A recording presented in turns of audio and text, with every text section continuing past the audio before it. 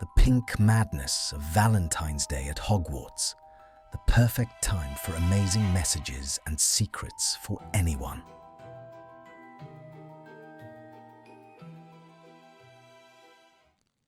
The morning light of February 14th did not break over Hogwarts. It spilled, thick and syrupy, like an overturned bottle of Amortentia. The Great Hall, usually a bastion of stone austerity and floating candles, had been transformed overnight into a suffocating embrace of aggressive pinks and violent reds. It was an assault on the senses, a chaotic riot of lace, floating hearts that burst into glitter when touched, and a scent of synthetic roses so potent it seemed to cling to the back of the throat like smoke. Hermione Granger sat at the Gryffindor table, her posture rigid, a fortress of textbooks constructed around her breakfast plate.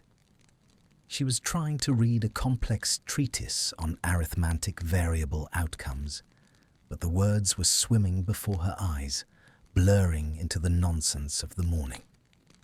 To her left, Ron was loudly dissecting a chocolate cauldron, and to her right, Harry was trying to politely decline a singing Cupid that had been hovering near his ear for the better part of 10 minutes. The war had ended barely a year ago. The stones of the castle had mended themselves. The scars of the battle were covered by tapestries and fresh mortar, but the internal architecture of the students remained fractured. And yet, the student body seemed determined to drown out the lingering echoes of screams with excessive manic joy. This Valentine's Day felt less like a celebration of love and more like a desperate collective attempt to prove that they were alive, that they could still feel something other than fear. Hermione turned a page, the parchment crackling sharply in the humid air. She felt hollow. It was a specific kind of hollowness, one that came from being the golden girl, the pillar of strength, the one who had all the answers but none of the peace. She hated this day. She hated the performative nature of it. It felt like a lie. "You're going to set that book on fire if you stare at it any harder."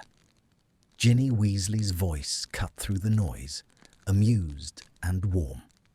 The younger girl slid onto the bench opposite Hermione, her red hair catching the light of the enchanted ceiling. "It's just a holiday, Hermione. It's not a Dementor attack." "It's illogical," Hermione muttered, not looking up. She traced a rune with her finger, feeling the rough texture of the paper. The statistical probability of finding true love at 17 is infinitesimal. All this waste of magic. It's frivolous. "It's fun," Ginny countered, snatching a piece of toast. "And you need fun. You have ink smudges under your eyes again. Did you sleep at all?" Hermione didn't answer. Sleep was a fickle friend these days, often accompanied by flashes of green light and the sound of breaking glass. Instead, she reached for her pumpkin juice, her hand trembling slightly, a tremor that had never quite left her since the drawing room at Malfoy Manor. Suddenly, the air above them darkened as the morning post arrived. A deluge of owls swept through the enchanted ceiling, dropping parcels and letters like rain. The noise level in the hall rose to a deafening crescendo of shrieks and laughter. Hermione instinctively hunched her shoulders, protecting her book. She expected nothing. She wanted nothing. A large, tawny owl landed gracefully on top of her arithmancy text, causing her to jump. It hooted softly, extended a leg, and then took flight immediately after the burden was removed. There, resting on the diagram of a complex equation, was an envelope. It was not the garish, bright pink of the standard Weasley's Wizard Wheezes pranks. It wasn't the sloppy, heart-stained parchment of a secret admirer. It was heavy, cream-coloured cardstock, expensive and thick. There was no wax seal, no ribbon. Just her name, written in an elegant, sharp script that looked like it had been carved with a scalpel rather than written with a quill. Hermione Granger. The breath hitched in her chest. She knew that handwriting. She had seen it on shared potions assignments, on sneering notes passed in Transfiguration years ago, in the margins of library books she had checked out after him. The noise of the great hall seemed to drop away, fading into a dull roar like the ocean in a shell. Her fingers felt numb as she reached out. It had to be a mistake, or worse. She slid a fingernail under the flap and opened it.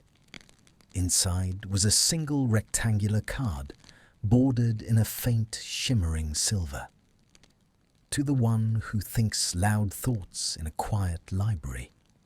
You furrow your brow when you reach the third paragraph of a text you disagree with. You tap your quill against your chin in a rhythm of 3 when the translation doesn't align. You drink your tea black because you think the milk dulls the caffeine, even though you grimace at the bitterness every single time. You are the sharpest edge in this castle. Do not let them dull you. DM. Hermione stared. The words swam, rearranging themselves, but the meaning remained anchored. DM Draco Malfoy. A cold flush washed over her, starting at her neck and burning up to her hairline. It was a prank. It had to be. It was a cruel, twisted joke designed to humiliate her. He was mocking her intensity, her habits, her very nature. The mudblood who dared to be brilliant. He was watching her, yes, but like a predator watches prey, cataloguing her weaknesses to exploit them. She looked up, her eyes scanning the sea of students, bypassing the Gryffindor crimson, the Hufflepuff yellow, seeking the muted silver and green of the Slytherin table at the far end of the hall. He was there. Draco Malfoy sat at the edge of the Slytherin table, isolated by a palpable barrier of silence. He looked devastating. The war had stripped him of his childish softness, leaving him angular and sharp, like a sculpture made of broken glass. He was wearing his uniform with his usual impeccable precision, but his tie was slightly loosened, a crack in the armor. His skin was pale, almost translucent in the morning light, dark shadows bruising the hollows beneath his grey eyes. He wasn't eating. He was staring into a cup of black coffee as if it held the secrets to his acquittal. His shoulders were tense, drawn up tight toward his ears. As if feeling the weight of her gaze, he looked up. Their eyes locked across the expanse of the great hall. The distance between them was measured in yards, but it felt like miles of scorched earth. For a heartbeat, Hermione expected the old sneer, the arrogant tilt of the chin, the malice. But there was nothing. His face was a mask of marble stillness. His eyes, usually cold steel, looked shattered, wide and unguarded for a fraction of a second. He saw the card in her hand. He saw the flush on her cheeks. And then he flinched. It was a small movement, a microscopic recoil, as if he had been burned. He looked away instantly, turning his head so sharply that his platinum hair fell into his eyes. He grabbed his bag, standing up with a jagged, jerky movement that knocked his untouched goblet of pumpkin juice onto the table. He didn't stop to clean it up. He turned on his heel and strode out of the great hall, his black robes billowing behind him like a storm cloud, disappearing into the shadows of the entrance corridor. Hermione sat frozen, her heart hammering against her ribs like a trapped bird. The card in her hand felt heavy, warm, almost alive. "Hermione?" Ginny's voice filtered back in, concerned now. "You look like you've seen a ghost. What is that?" Hermione's hand clenched around the card, crumpling the expensive paper slightly. The anger began to boil then, a protective, searing heat rising to cover the confusion. How dare he? How dare he play games with her now, after everything? How dare he invade her mind, her habits, her private moments in the library, and turn them into a weapon? "Nothing," Hermione said, her voice brittle. She shoved the card into her pocket, ignoring the way the sharp corner dug into her hip. "Just junk mail, a prank." "From who?" Ginny pressed, eyeing the Slytherin table where the spilled juice was still dripping onto the floor. "Someone who thinks they're clever," Hermione snapped, closing her arithmancy book with a loud final thud. "I have to get to the library. I need to prepare for ancient runes." "Hermione, breakfast." "I'm not hungry." She stood up, swinging her bag over her shoulder. The great hall felt more suffocating than ever, the pink decorations mocking her with their cheerful falsity. She needed the cold air of the corridors. She needed the smell of dust and old ink. She needed to understand why the boy who had once wished her dead was now writing about the way she drank her tea.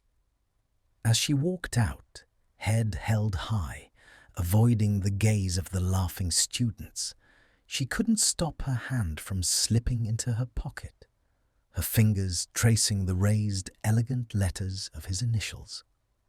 DM.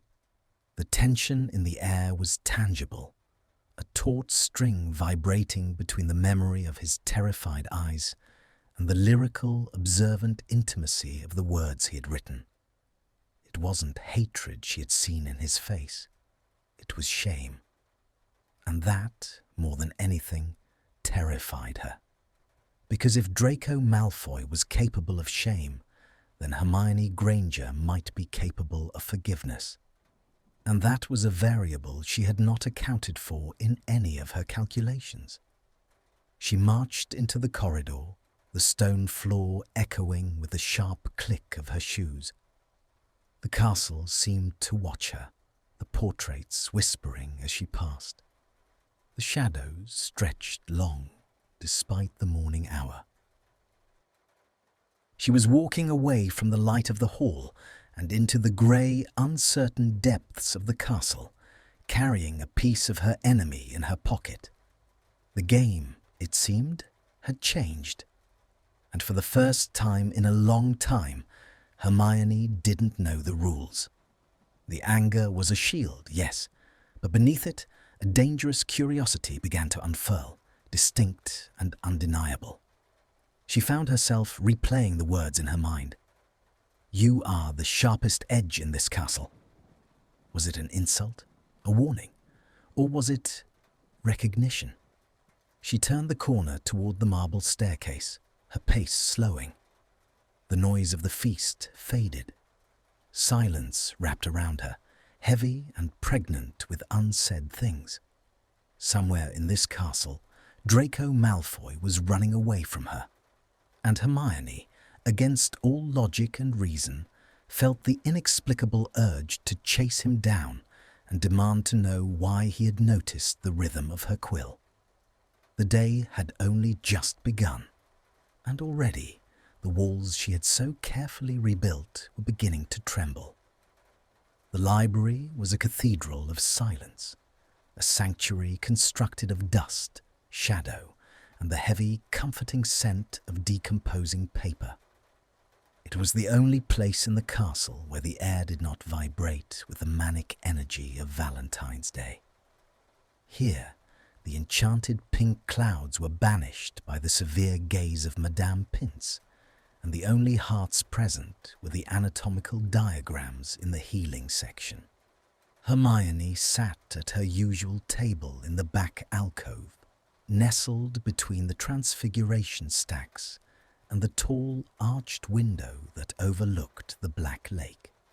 The glass was frosted with condensation, blurring the world outside into a watercolor of greys and bleak greens. It was a secluded spot, a blind spot in the castle's panopticon, where the light was always thin and watery. She had been staring at the same paragraph of Advanced Runic Translation for 20 minutes. The words, usually her soldiers, her obedient servants, were refusing to march in line. Instead, they dissolved into the memory of the elegant script burning a hole in her robe pocket. You are the sharpest edge in this castle. Her hand drifted to her pocket again, fingers brushing the stiff cardstock. It was madness. It was an impossibility. Draco Malfoy, the boy who had watched her torture with wide, terrified eyes, the boy who had called her filth before he could even spell the word, did not write poetry about her intellectual habits. He did not notice how she tapped her quill. He did not care about the bitterness of her tea. And yet, the handwriting was undeniable. The cadence of the sentences was his, arrogant, precise, yet strangely seen. A shadow fell across her table. Hermione flinched, her wand sliding into her hand beneath the table before she could stop the reflex. She looked up. Draco Malfoy stood there. He was clutching a stack of books against his chest, as if they were a shield, his knuckles white. He looked worse than he had in the Great Hall. The pristine lines of his uniform were intact, but there was a feverish quality to his eyes, a frantic energy contained beneath a skin of ice. He wasn't looking at her. He was looking at the empty chair opposite her, his jaw working as if he were chewing on words he couldn't swallow. "Granger," he said. His voice was a rasp, stripped of its usual drawl. It sounded like dry leaves skittering over stone. "Malfoy," she replied, her voice steady despite the sudden erratic thumping of her heart. She didn't move her bag from the chair. He stood there, hovering, an intrusion of sharp angles and cold silence. "I need the syllabary of Spellman. You have the only copy that hasn't been checked out by the romantic incompetence trying to translate love poems." Hermione glanced at the thick, leather-bound tome sitting near her elbow. She didn't need it. She had memorized the table of contents weeks ago, but giving it to him felt like a surrender she wasn't ready to make. "I'm using it," she lied. "You're not reading it," he countered, his gaze finally flicking to hers. It was a mistake. The moment their eyes met, the air in the alcove seemed to compress, sucking out the oxygen. His grey eyes were turbulent, a storm trapped behind glass. He looked exhausted, haunted, and furiously, defensively angry. "You're staring at page 42 of Advanced Runic Translation, and you haven't turned the page since I walked into the Transfiguration section 10 minutes ago." He had been watching her. The realization hit her with the force of a physical blow. The card in her pocket felt suddenly hot, like a branding iron. You furrow your brow when you reach the third paragraph. "I'm thinking," she said, her voice rising slightly. "Processing." "You're stalling," he snapped, shifting his weight. He looked ready to bolt, yet he remained rooted to the spot. "Just give me the book, Granger. I don't have time for your thoroughness today." "Why are you here, Malfoy?"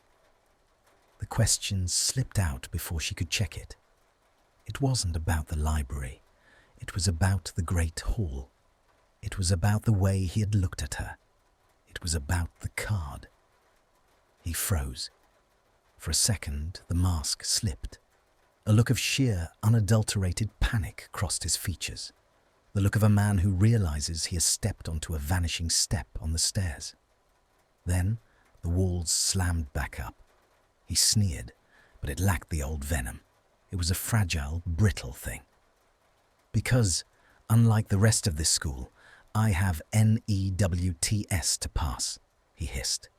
And I don't have the luxury of being a war hero who gets a pass on mediocrity. Mediocrity? Hermione bristled, the familiar irritation grounding her. This she could handle. Insults were safe. Insults were known territory. I have the highest marks in the year, Malfoy. Then prove it, he challenged, stepping closer. He dropped his stack of books onto the table with a heavy thud, ignoring her gasp of indignation. He pulled out the chair opposite her and sat down, not asking for permission. If you're so brilliant, you can share the reference book, unless you're afraid I'll catch up. He was baiting her. It was a clumsy, desperate attempt to shift the dynamic back to academic rivalry, to the safe ground of competition. And because Hermione was who she was, because she couldn't resist a challenge, and because she was terrified of what would happen if they stopped fighting and started talking, she took the bait. Fine, she said, shoving the syllabary across the table. Don't wrinkle the pages. It's a first edition. I know how to handle books, Granger, he muttered, opening the tome with hands that were long, elegant and trembling, just barely enough to be noticeable. Silence descended again, but it was no longer the empty silence of the library. It was a heavy, charged silence, thick with the awareness of his proximity. They were sitting less than 3 feet apart. Hermione could smell him, a crisp, clean scent of peppermint, expensive parchment, and something colder, like winter air clinging to wool. It was a distracting, intoxicating smell that had no business belonging to Draco Malfoy. She tried to focus on her runes. She really did. But her eyes kept drifting over the top of her book. She watched him work. He didn't slouch. He sat with the rigid posture of someone expecting a blow from behind. He wrote with a black quill, his strokes sharp and aggressive. He was translating a passage on magical theoretical limits, dark, complex magic. He paused. He frowned. He tapped his quill against his chin. Once, twice, 3 times. Hermione's breath hitched. You tap your quill against your chin in a rhythm of 3. He was doing it. He was mirroring the exact habit he had described in the card. Or had he described it because he did it himself? Was he projecting? Or had he watched her so often for so long that her habits had become his own through some twisted osmosis of obsession? He stopped tapping. He didn't look up, but his voice cut through the quiet, low and strained. Stop staring, Granger. You're loud. I'm not saying anything. You are, he murmured, dipping his quill into the ink pot. You're thinking so loudly it's echoing off the shelves. It's giving me a headache. Maybe it's your conscience, she shot back, the words sharper than she intended. His hand jerked. A drop of ink fell from his quill, splashing onto the pristine parchment of his essay, a black blot spreading like a disease. He stared at the ink stain. He didn't curse. He didn't vanish it. He just stared at it with a look of profound defeat. I don't have one of those, he said quietly. The sarcasm was gone. His voice was flat, hollow. I traded it in years ago for self-preservation. The vulnerability was sudden and disarming. It hung in the air between them, fragile as a bubble. Hermione looked at his bowed head, the way the pale hair fell over his forehead, hiding his eyes. She saw the tension in his shoulders, the way his expensive robes hung slightly loose on his frame, as if he had shrunk inside them. She remembered the card. "Do not let them dull you." That wasn't something a person without a conscience wrote. That was a plea, a recognition of light from someone standing in the dark. "I don't believe that," Hermione said softly. Draco's head snapped up. His eyes were wide, searching hers with a desperate intensity. For a moment, they weren't enemies. They weren't Gryffindor and Slytherin. They were just two survivors of a war that had asked too much of them, sitting in the wreckage of their childhoods. "You don't know me," he whispered. It sounded like a warning. "I know you notice things," she said, her voice trembling. She reached into her pocket, her fingers closing around the card. She had to know. She had to ask. "I know you pay attention." His gaze dropped to her hand, to the movement in her pocket. Recognition flashed in his eyes, terror absolute and raw. He knew what she was holding. He stood up so abruptly, his chair screeched against the stone floor, a harsh, tearing sound that made Madame Pince shush them from 3 aisles away. "I have to go," he said, his voice strangled. He began shoving his books into his bag with chaotic, clumsy movements, crinkling the parchment of his essay, caring nothing for the precision he usually prized. "Malfoy, wait," Hermione said, standing up too. "The card." "I don't know what you're talking about," he snarled, but there was no bite in it.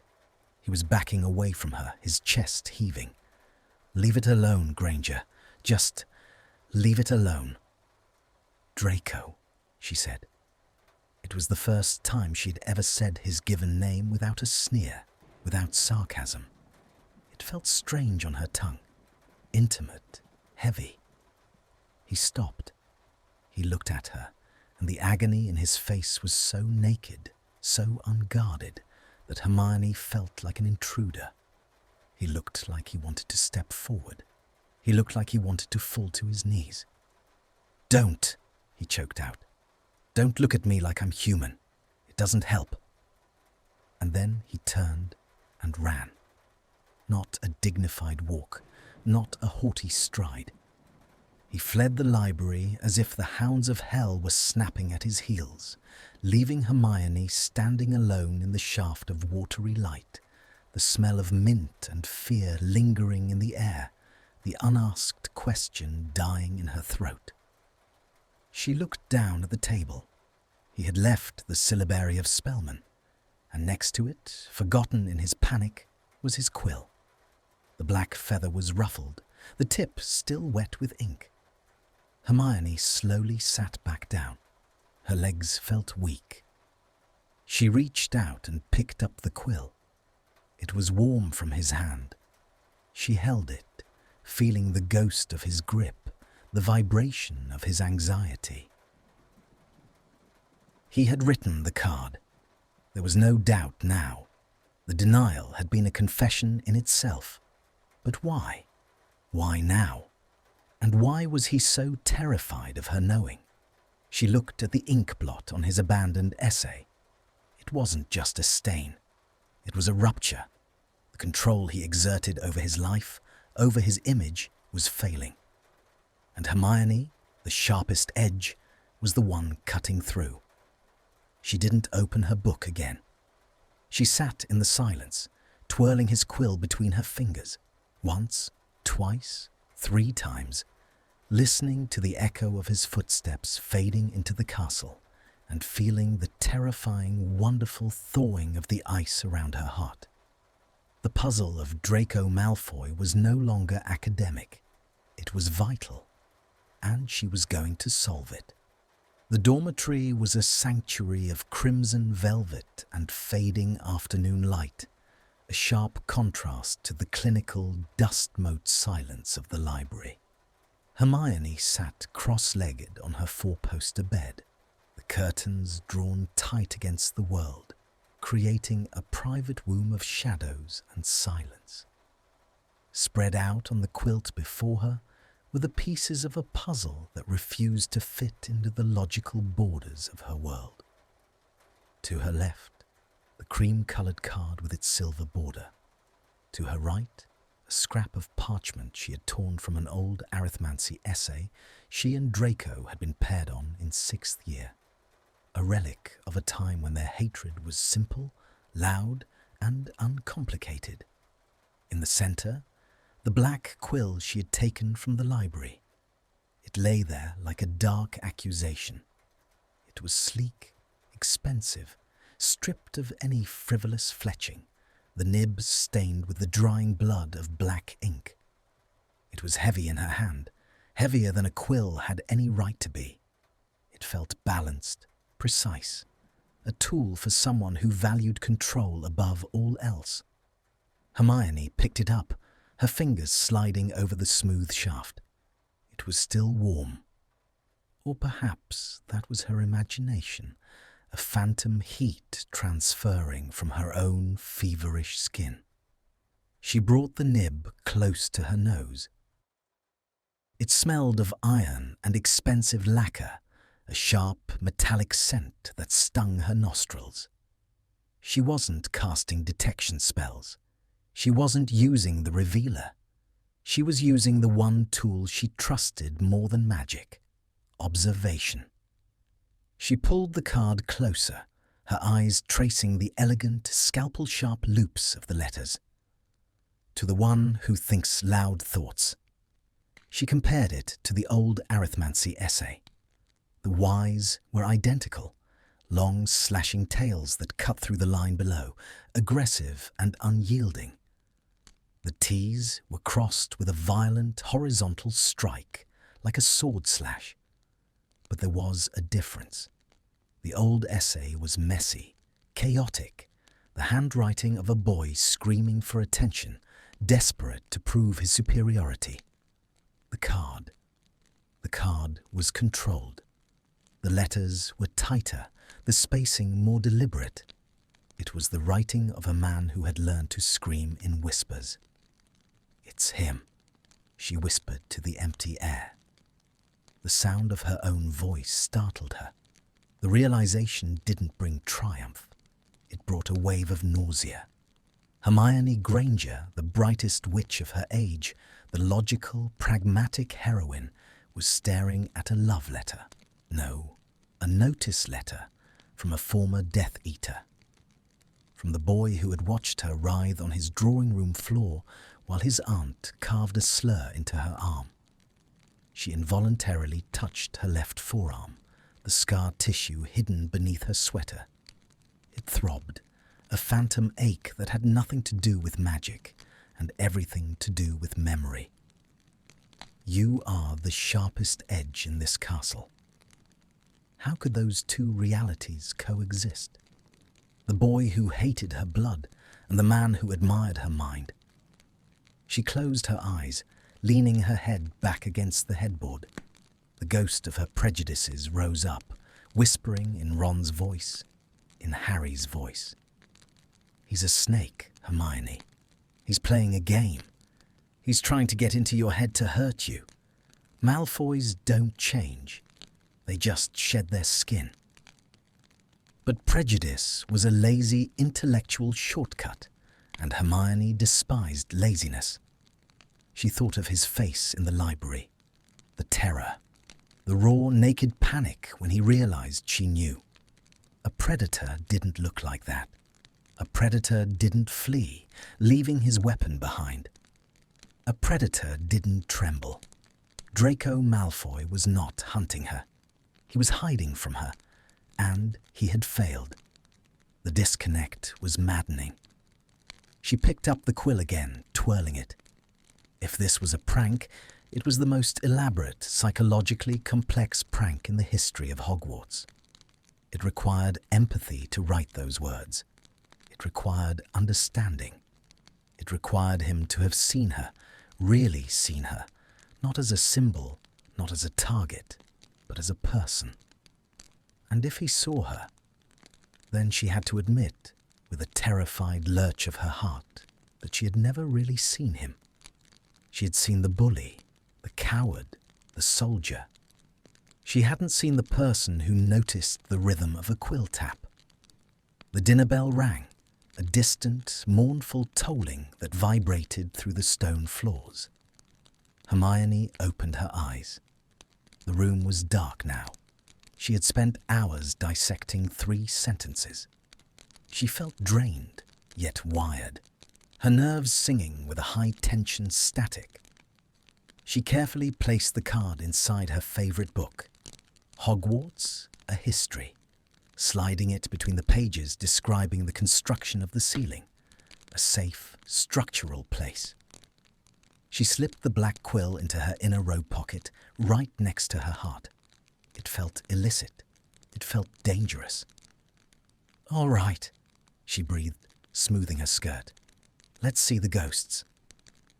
The great hall was a cacophony of sound and light, the volume turned up to a fever pitch as the Valentine's festivities reached their climax. The enchanted ceiling mimicked a twilight sky, flushed with violet and rose, and hundreds of live bats, transfigured into cherubs, a horrifying stylistic choice by the new Transfiguration professor, flitted about, dropping confetti. Hermione walked in, and the wall of noise hit her like a physical force. Laughter, clattering cutlery, the shouting of spells. Usually she would find solace in the Gryffindor table, in the warmth of her friends. But tonight, the warmth felt suffocating. She sat down next to Harry, who was currently trying to extract a glittery card from his shepherd's pie. "Don't ask," Harry muttered, flicking a piece of potato off his glasses. Romilda Vane has learned how to teleport objects into food. Impressive charm work, terrible application, Hermione said automatically, but her eyes weren't on the pie. They were scanning the hall, bypassing the raucous Hufflepuffs, the studious Ravenclaws, seeking the one table that always seemed to exist in a lower temperature zone. The Slytherin table was quieter. The war had decimated their numbers and their social standing. They sat huddled together, a silver and green island in a sea of hostility. And there he was. Draco sat at the very end of the bench, his back to the wall, as if ensuring no one could come up behind him. He wasn't eating. A green apple sat on his plate, untouched, a stark splash of colour against the dark wood. He was staring at the table, his hands clasped tightly in front of him, the knuckles white. He looked like a man awaiting a sentencing. Hermione watched him, ignoring the chatter around her. She saw the tension in his jaw, the way a muscle feathered near his ear. He was rigid, braced. He was waiting for her to walk over. He was waiting for her to throw the card in his face, to scream, to laugh, to expose him to the entire school. Look at the Death Eater trying to have feelings. Look at the monster trying to be human. He expected cruelty, because that was the world he had built and the world he deserved. As if feeling the weight of her gaze, he looked up. It wasn't the accidental, panicked glance of the morning. This was deliberate. He lifted his head slowly, dragging his eyes across the hall until they collided with hers. The distance between the Gryffindor and Slytherin tables vanished. His face was pale, the shadows under his eyes stark in the candlelight. But it was his expression that stopped Hermione's breath. There was no sneer, No mask, just a bleak, devastating resignation. He looked at her with a terrifying openness, his grey eyes saying clearly and silently, "Go ahead. Do it. Break me. I'm ready." It was a surrender. He was handing her the knife. Hermione felt a sudden, sharp ache in her chest. The anger she had tried to summon earlier, the indignation, the suspicion, evaporated, leaving behind a confused, swirling mixture of pity and something much warmer, much more dangerous. She didn't look away. She held his gaze, refusing to blink. Slowly, deliberately, she reached for her goblet. She took a sip, her eyes never leaving his. She didn't smile. A smile would be too much, too fast, false. Instead, she softened her expression. She let her shoulders drop. She let the question mark of her curiosity sit openly on her face. "I see you," she thought, projecting it as loudly as she could. "I'm not going to hurt you." Draco blinked. A flicker of confusion broke the resignation in his eyes. He seemed to stop breathing. The anticipation of pain was so ingrained in him that the absence of it seemed to bewilder him more than the blow itself would have. He shifted, uncomfortable under her non-aggressive scrutiny. His hand twitched toward his pocket, searching for the quill that wasn't there. Hermione saw the movement. A small, sad smirk touched her lips. She raised her hand slowly, bringing it to her chest, and pressed her palm flat against the fabric of her robes, right where the black quill was hidden. It was a tiny gesture. To anyone else, it looked like she was brushing a crumb off her sweater. But Draco saw it. His eyes widened, the grey irises blowing out until they were almost black. He stared at her hand on her heart, understanding the signal. She had kept it. She hadn't thrown it away. She hadn't burned it. She was keeping his mistake close to her chest. The air between them crackled, a silent frequency that drowned out the noise of the great hall. For a moment, the ghosts of the past, the manor, the war, the prejudices, stood between them, transparent and wavering. They were still there, vast and terrible, but they were no longer solid walls. They were mist, and through the mist, Hermione could see the boy who was drowning. Draco broke the contact first. He couldn't handle it. The intensity of her mercy was too much. He looked down at his plate, his ears turning a faint, dusty pink. He picked up the green apple, his fingers trembling slightly, and turned it over and over, studying the skin as if it were the most fascinating object in the universe. But he didn't leave. He didn't run this time. He stayed at the table, shoulders hunched, enduring the exposure. Hermione lowered her hand. Her heart was racing, beating a frantic rhythm against her ribs. Approach, repulsion, trust, betrayal. The seesaw was tilting wildly. "Hermione," Ron asked, oblivious, piling more potatoes onto his plate. "You okay? You're breathing weird." "I'm fine," Hermione said, her voice sounding strange to her own ears, huskier, deeper. "I'm just figuring out a puzzle." "Arithmancy?" "Something like that." She looked back at the Slytherin table one last time. Draco was still looking at the apple, but the tension in his shoulders had lessened, just a fraction. He looked less like a sculpture of ice and more like a boy who had just survived a fall. The sharpest edge in the castle felt suddenly dull, blunted by an overwhelming wave of empathy. She realized then that the card wasn't just a compliment, it was a mirror. He admired her sharpness because he felt so incredibly blunt, so broken. The game had shifted again. It wasn't about who could hurt the other more. It was about who would dare to bridge the gap first. And as Hermione Granger watched the flickering candlelight dance over the platinum head of her enemy, she realized with a terrifying jolt of clarity that she had already started walking across the bridge. She took another sip of pumpkin juice, the taste sweet and cloying, but beneath it she could almost taste the phantom flavor of mint and ink.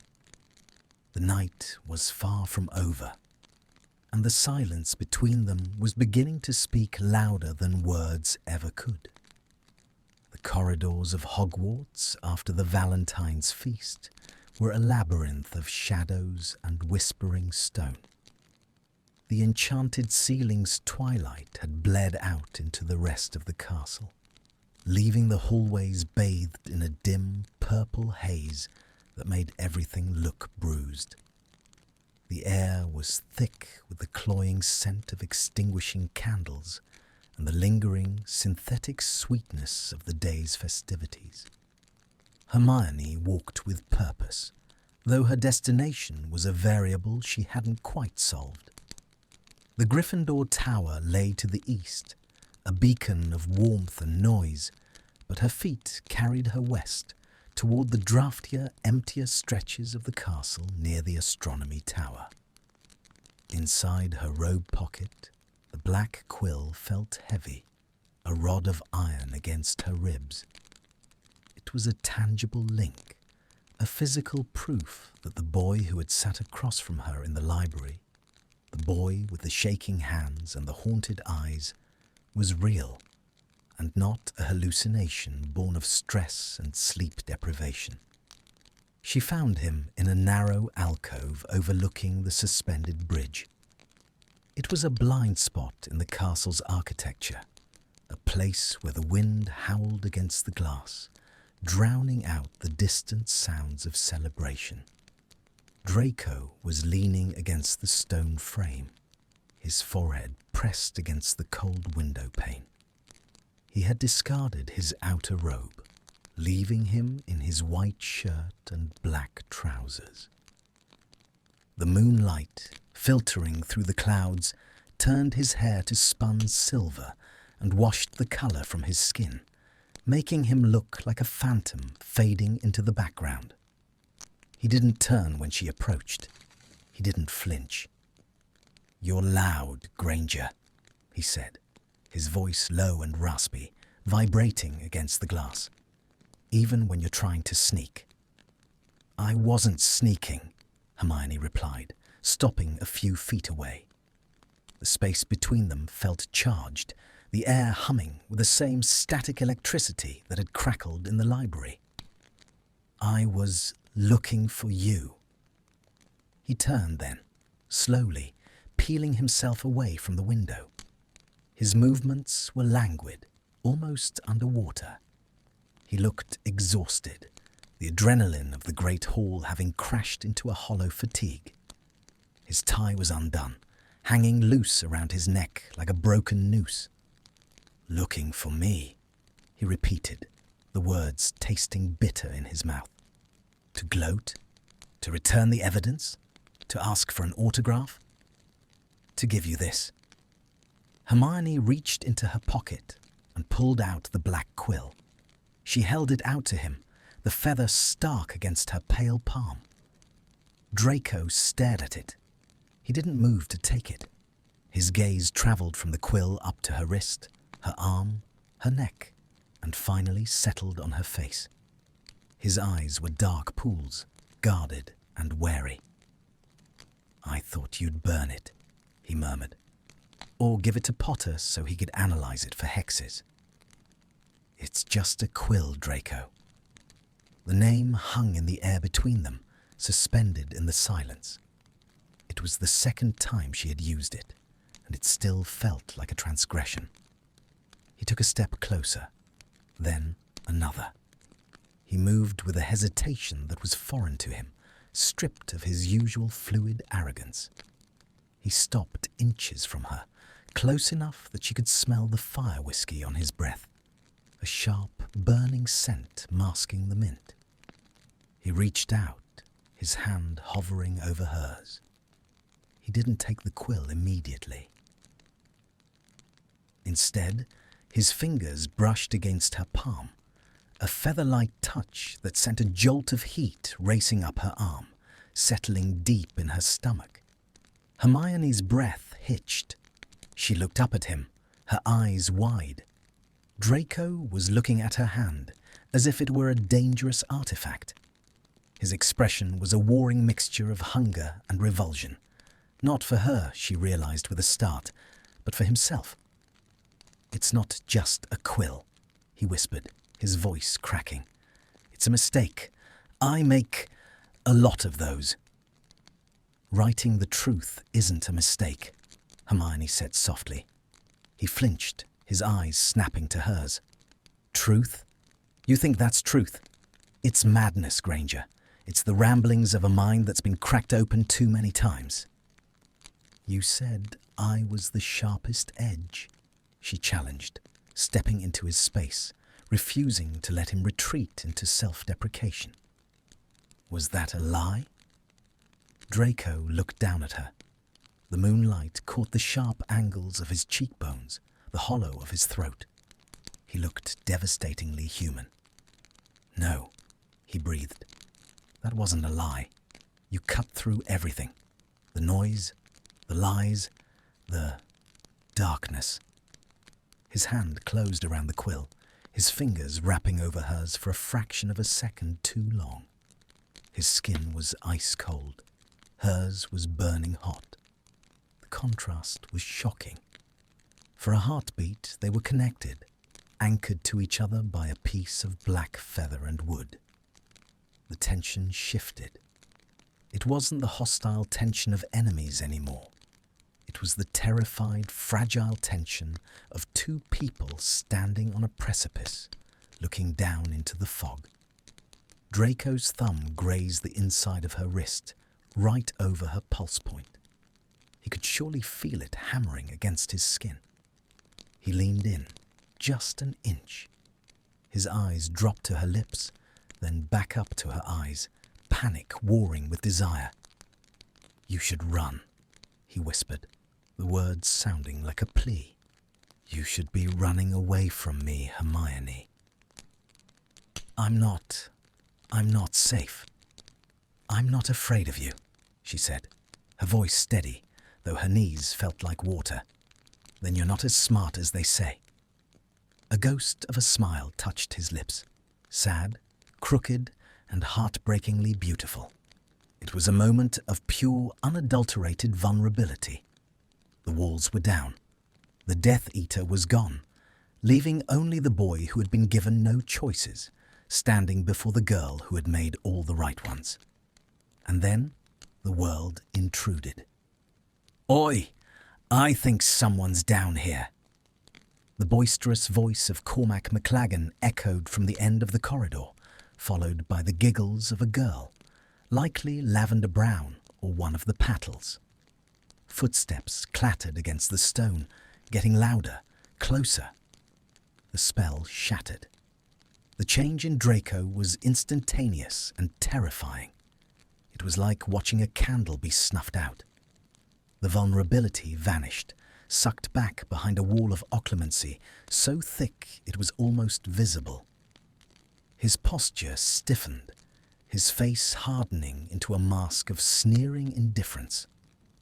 He snatched his hand back as if she had burned him, the quill clutched tightly in his fist like a dagger. He took a step back, putting distance between them, physically and emotionally. "Draco!"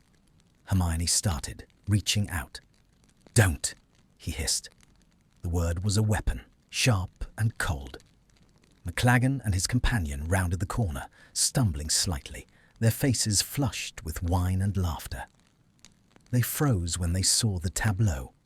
Hermione Granger, looking flushed and bewildered, and Draco Malfoy standing in the shadows like a wraith, looking murderous.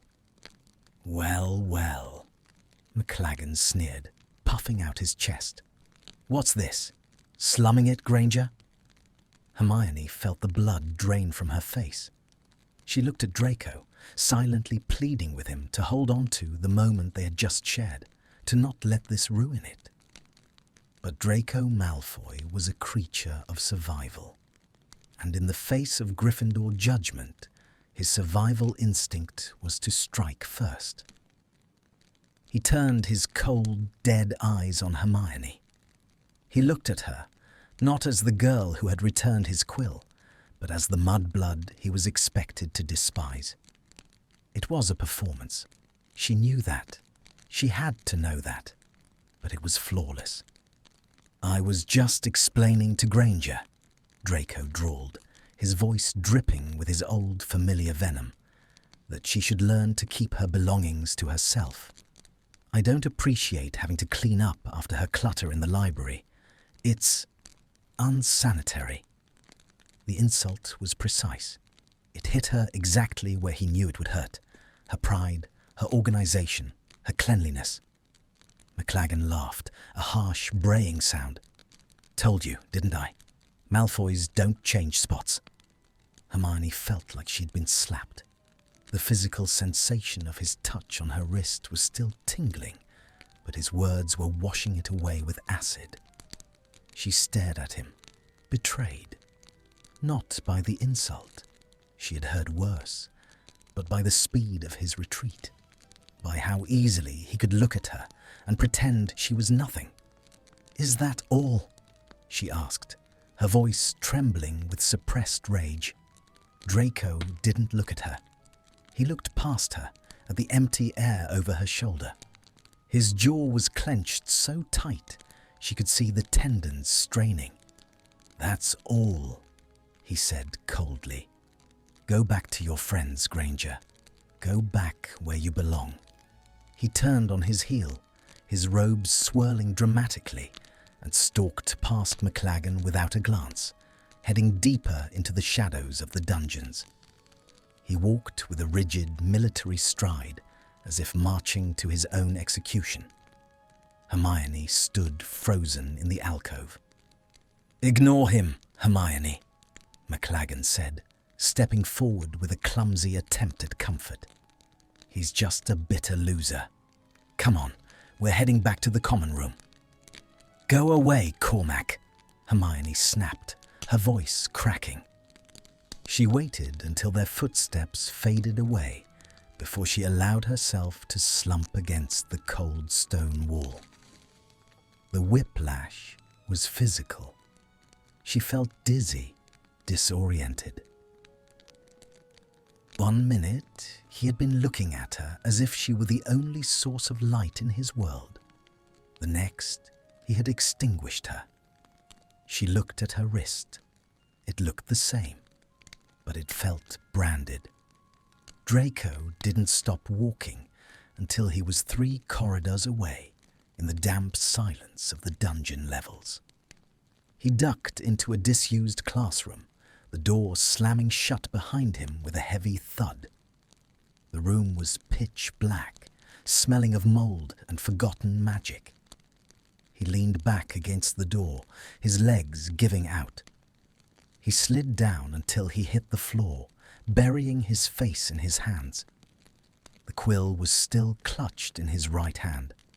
He squeezed it hard, the sharp edge of the feather digging into his palm, piercing the skin. He welcomed the pain. It was grounding. It was real. "Coward," he hissed into the darkness.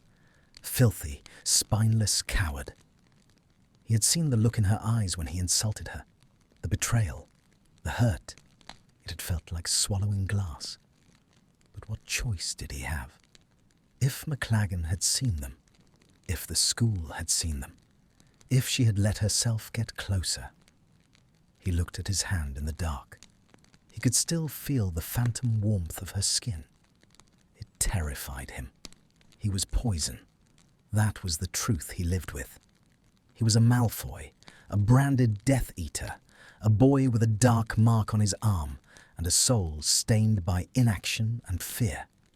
Hermione Granger was the Golden Girl, the war hero, the future of the wizarding world. If he touched her, he would stain her. If he let her in, He would drag her down into the grey silt of his existence. The moment in the alcove, the almost kiss, the whisper, it had been a lapse in judgment. A moment of weakness where he had allowed himself to want something he couldn't have. He looked at the quill again. He should snap it. He should burn it. He should destroy the evidence and go back to being the cold, untouchable statue everyone expected him to be. It was safer. For him. For her. But he couldn't. He brought the quill to his lips, pressing a kiss to the spot where her fingers had held it. It was a pathetic, secret gesture in the dark, unseen by anyone but the castle ghosts. "I'm sorry," he whispered to the empty room. He closed his eyes, leaning his head back against the wood. The image of her face, hopeful, open, beautiful, burned behind his eyelids. He had pushed her away to protect her, he told himself. He had been cruel to be kind. But as the silence of the dungeons pressed in around him, Draco Malfoy knew the real truth. He hadn't pushed her away to protect her. He had pushed her away because he was terrified that if she looked at him with that warmth for 1 second longer, he would have fallen to his knees and begged her to save him. And Draco Malfoy did not beg. He endured. He stood up, wiping the single, treacherous tear from his cheek before it could fall. He straightened his robes. He fixed his mask. Tomorrow he would be cold. Tomorrow he would be distant. But tonight, in the dark, he held the quill to his chest and let the memory of her touch destroy him, slowly and completely. The morning after the incident in the corridor, the castle felt like a ballroom after the music had died, strewn with the debris of celebration, smelling of stale magic and extinguishing candles. The aggressive pink of the Valentine's decorations had begun to wilt, the enchanted hearts drooping like dying blooms, leaking glitter onto the stone floors. Hermione Granger sat in the great hall, nursing a cup of black coffee. It was bitter, an astringent assault on her tongue that made her grimace, exactly as the card had predicted. She didn't add milk. She drank it with a deliberate, masochistic slowness, her eyes fixed on the rim of the cup, her mind replaying the scene in the alcove on a loop. Go back where you belong. The words should have cut her. They should have reopened the scars that Bellatrix Lestrange had carved, the insecurities that years of blood prejudice had instilled. But Hermione found that the blade of his cruelty had been dull. It hadn't drawn blood, because she had seen the hand wielding it tremble. She wasn't angry. She was fascinated. She looked up. Across the hall, the Slytherin table was a study in grayscale. Draco Malfoy was there, a ghost haunting his own life. He looked as if he hadn't slept. The shadows under his eyes were bruises, and his skin had a waxen, fragile quality. He was building a fortress of silence around himself, ignoring the few housemates who dared to speak to him. Hermione watched him. She didn't hide it. She didn't glance away when he looked up. When his grey eyes finally flicked toward her, wary, braced for the glare of a victim, she didn't scowl. She didn't look hurt. She simply raised her black coffee to her lips, held his gaze, and took a long, deliberate sip. "I'm still here," the gesture said, "and I'm drinking the bitterness you noticed." Draco froze. His hand, reaching for a piece of toast, halted in mid-air. Confusion rippled across his face, cracking the mask of indifference. He looked away sharply, a flush creeping up his neck that had nothing to do with warmth and everything to do with being perceived. The game had changed. He had tried to push her away with the oldest weapon in his arsenal, and she had simply stepped over the line he drew in the sand. Potions was a double period in the dungeons, a subterranean world of bubbling fluids and heavy metallic fumes. The air was thick with the scent of chopped roots and the acrid tang of salamander blood. Professor Slughorn, still riding the high of Valentine's, had decided on a harmonious brewing session, pairing students not by house, but by complementary temperaments. Fate, or perhaps a meddling old potions master with a penchant for drama, paired the sharpest edge with the broken glass. Miss Granger, Mr. Malfoy, Slughorn boomed, gesturing to the back table, deep in the shadows of the stone archway. Two brilliant minds. I expect a draught of peace that could settle a dragon. Hermione gathered her ingredients and walked to the station. Draco was already there. He was arranging his cutting board with the precision of a surgeon, his movements tight and jerky. He didn't look at her. He radiated a cold that seemed to lower the temperature of the immediate area. "Malfoy," she said, setting her cauldron down with a heavy thud. "Granger," he acknowledged, his voice a tight rasp. He kept his eyes on the soporiferous beans he was crushing. "If you're going to sabotage the potion to get back at me for last night, just do it now so I can leave." "I don't sabotage academic work, Malfoy. That would be illogical." She began to chop valerian roots, the rhythmic thud-thud-thud of her knife filling the silence between them. "And I don't need to get back at you. I know what you were doing." His knife slipped. It gouged a deep scratch into the wooden table, missing his finger by a millimeter. "You don't know anything," he muttered, finally looking at her. His eyes were stormy, defensive. "I meant what I said. You're a—" "Don't," she interrupted, her voice calm but steel-hard. She turned to face him, leaning her hip against the workbench. They were close, intimately close in the cramped workspace. She could smell him, the peppermint soap, the parchment, and beneath it, the sharp, metallic tang of fear. "Don't finish that sentence. It's boring, Draco, and it's a lie."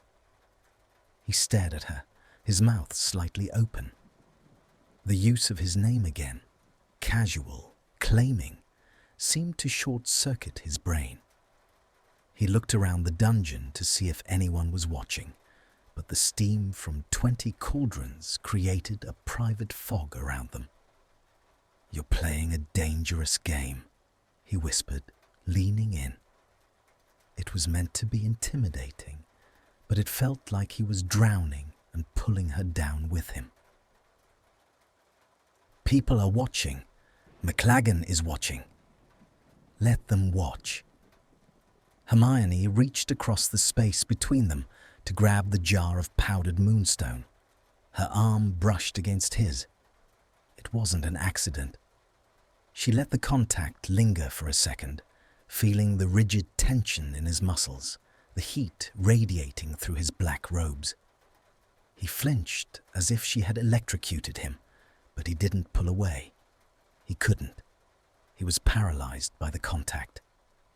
"You're shaking," she observed softly. "I'm not," he lied through gritted teeth. "You are. You're terrified." She opened the jar and began sprinkling the powder into their shared cauldron. The potion turned a calm, silvery blue, emitting a puff of steam that curled around them like a lover's embrace. "You're terrified because for the first time in your life, someone sees you, and you can't buy them off or scare them away."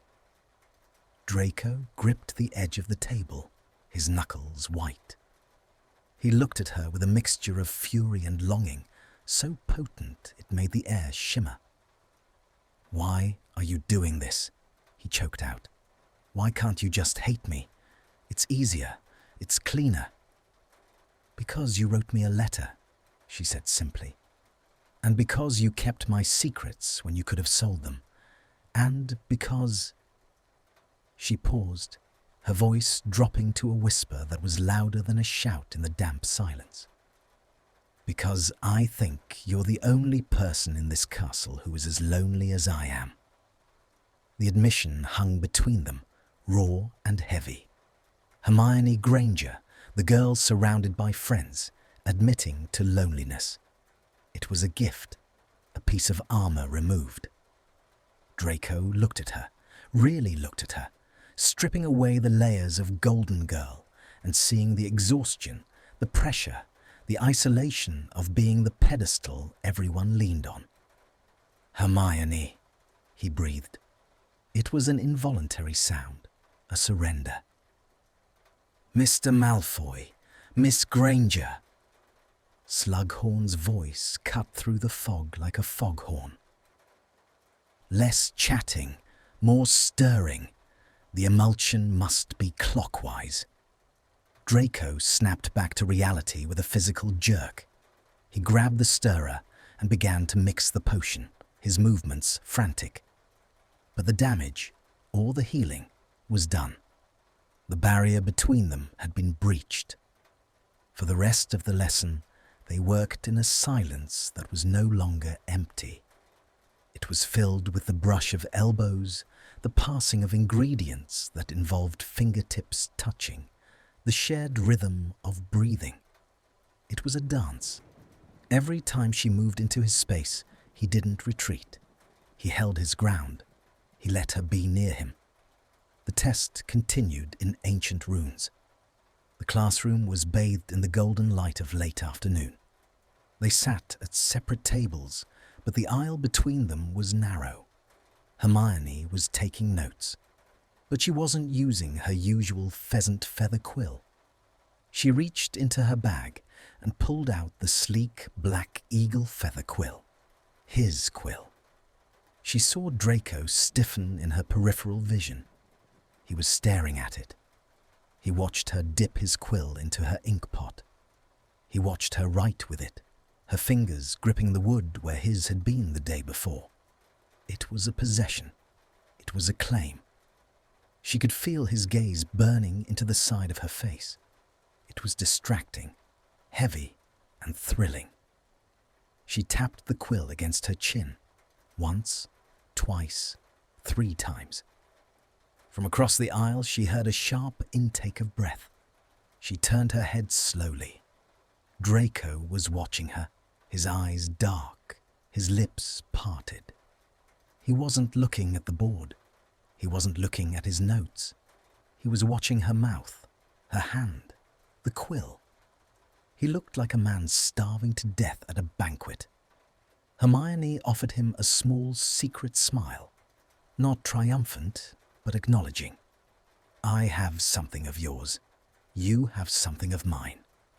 Draco squeezed his eyes shut for a moment, dragging a hand down his face.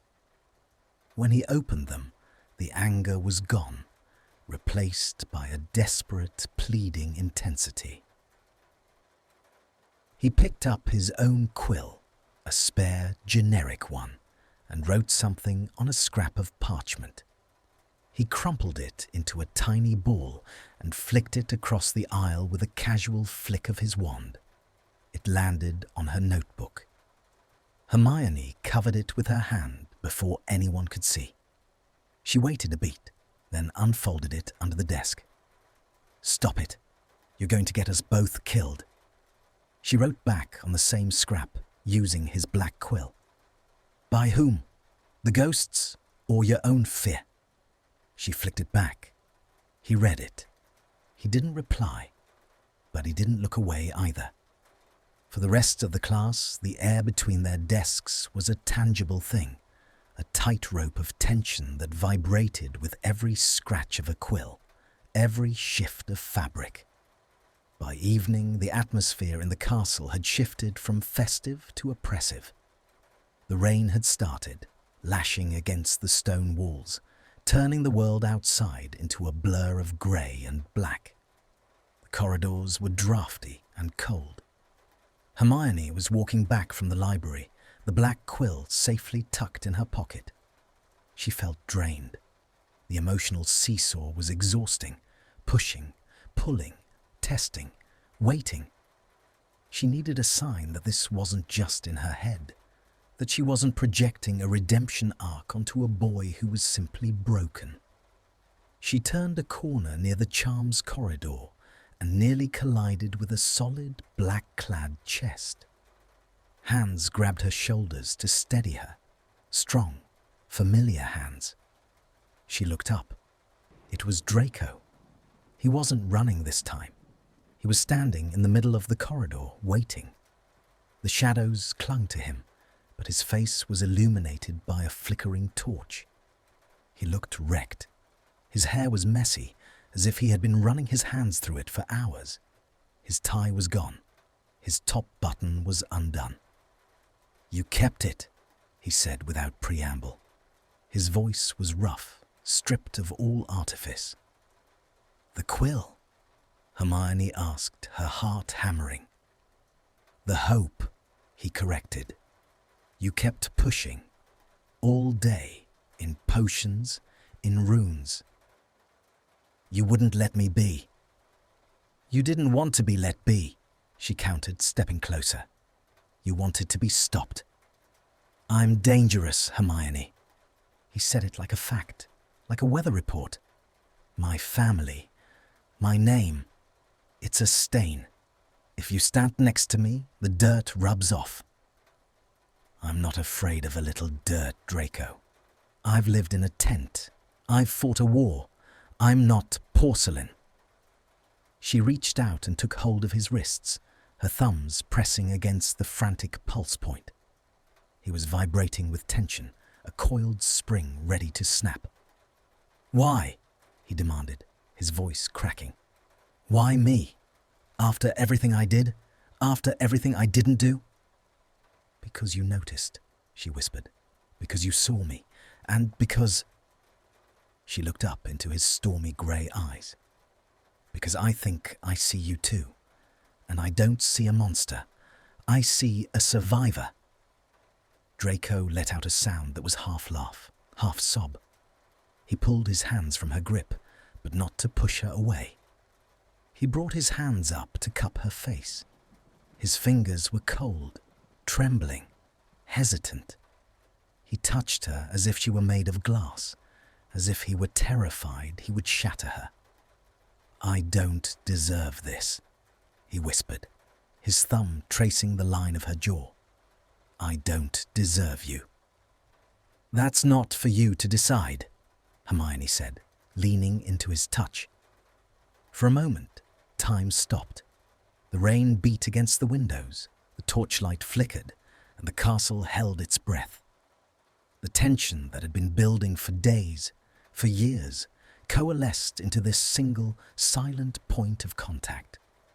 Draco leaned down. His forehead rested against hers. He closed his eyes, breathing in the scent of her hair, her ink, her warmth. He didn't kiss her. It was too soon, too much. But the intimacy of the gesture, the surrender of it, was more powerful than any kiss. "I'm terrified," he confessed into the space between them. "I know," she whispered back. "Me too." "Don't stop," he murmured, his voice barely audible over the rain. "Granger, please, don't stop testing me. Because if you stop, I think I'll disappear." He pulled back, his eyes searching hers with a desperate, naked intensity. The enemies were gone. The lovers were not yet born. But in the space between, in the grey, messy, terrifying middle, something real had taken root. "I won't stop," she promised. He nodded, a sharp, jerky movement. He looked like he wanted to say more, to explain, to apologize for a lifetime of sins.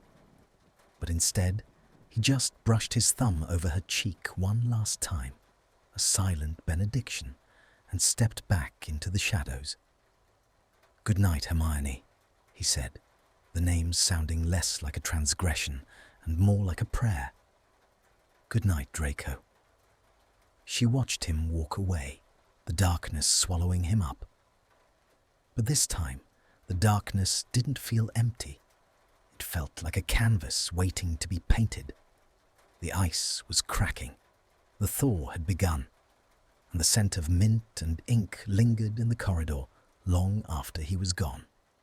The following day, the castle felt brittle. The unseasonable warmth of the Valentine's charms had evaporated, replaced by a biting February frost that rimed the stone windows and turned the breath of students into ghosts in the air. Draco Malfoy had vanished. He wasn't in the Great Hall for breakfast. He wasn't in the library. In defense against the dark arts, his seat remained empty, a void of silence in the back of the room that felt louder to Hermione than the banshee shrieking in the wardrobe. She tried to focus on her countercurse diagrams, but her mind was a looped recording of the previous night. The rain, the heat of his hand on her face, the terrifying softness of his forehead resting against hers. "If you stop, I think I'll disappear." And now he had done exactly that. He had disappeared. Hermione's patience, usually a vast and well-ordered reservoir, began to boil. It wasn't the rejection that stung. It was the cowardice. It was the way he had opened a door, let her see the light inside, and then slammed it shut the moment the fear became too real. She found him at twilight. He was in the astronomy tower.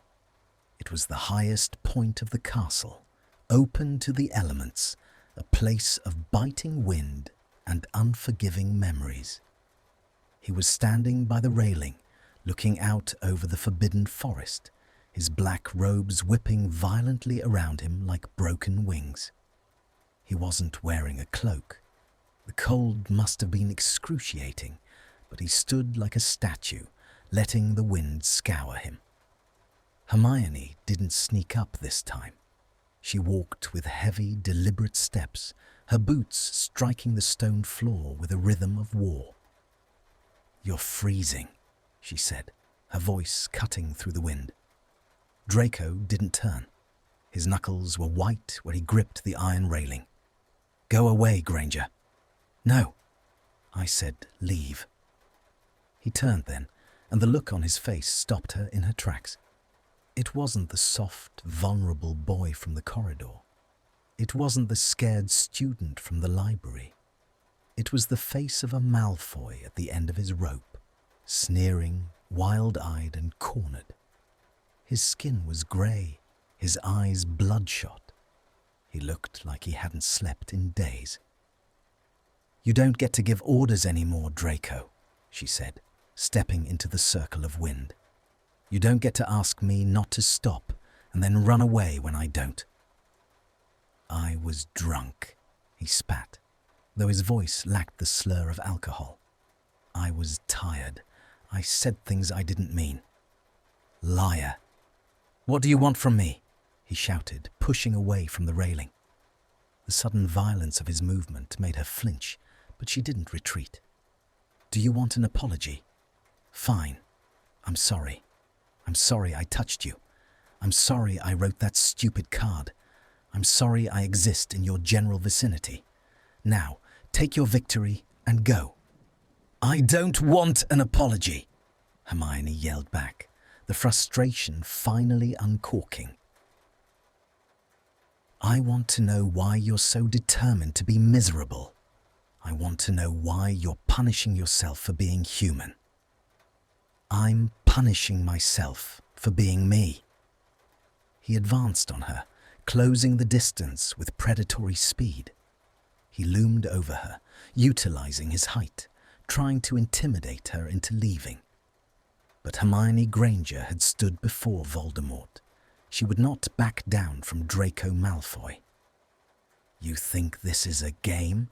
He hissed, his face inches from hers. The wind blew his hair into his eyes, but he didn't blink. You think because I wrote some pretty words about your quill that I'm suddenly redeemable? You think you can fix me? I'm not a broken toy, Granger. I'm a loaded weapon. I never said I wanted to fix you, she argued, her hands balling into fists at her sides. I just want to know you. Why is that so terrifying? Because there's nothing to know, he roared. He grabbed his left forearm, the place where the dark mark lay hidden beneath layers of wool and shame. He squeezed it so hard, she thought he might break the bone. This is who I am, he screamed, the sound tearing from his throat. I let them into this school. I stood on this very tower, right here, Granger, right where you're standing, and I couldn't lower my wand. I watched Dumbledore die. I watched them torture you in my own house, and I did nothing.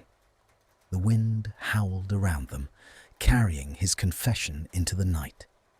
His chest was heaving, his breath coming in ragged gasps. The mask was gone. This was the raw, bleeding wound underneath. Hermione stared at him. Her heart was breaking, not for herself, but for the boy who had been carrying this mountain of guilt alone for so long.